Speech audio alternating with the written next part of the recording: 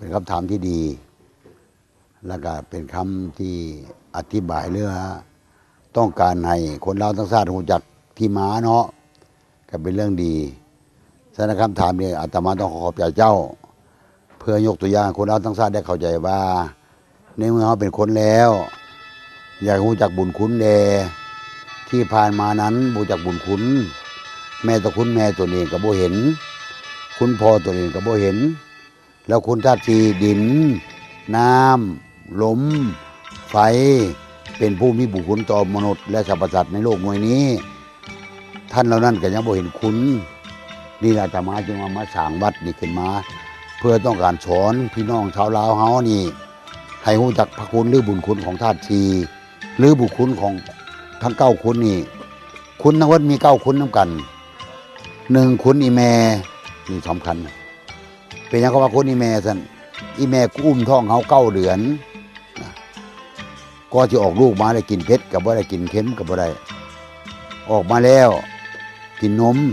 ได้3 ปีจะมีทุกคนก็ที่4 ปีเขายาง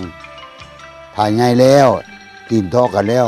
พ่อแม่สอนกับบ่ฟังบางคนด่าแม่พ่อมเนี่ยบูจักคุณตัวเนาะนี่ตัวที่2นี่คุณพ่อ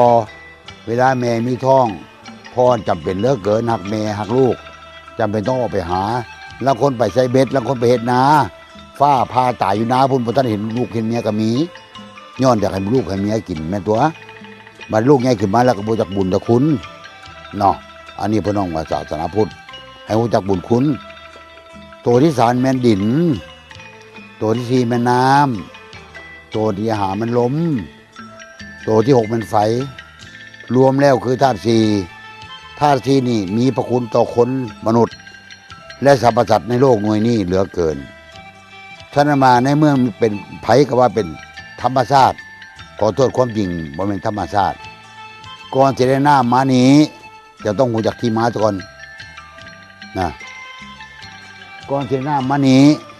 ก่อนที่มีลมมานี่ก็ยากบ่เป็นธรรมดาเนาะน้ำกับภูมินิมนต์มาจากดาวพุธพูน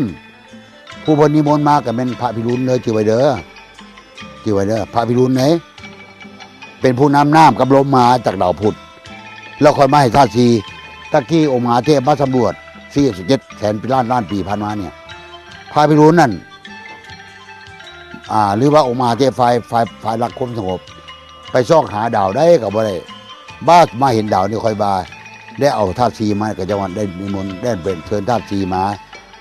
ได้เชิญลมกับเสริมน้ำลมกับน้ำพระนองเมฆขลา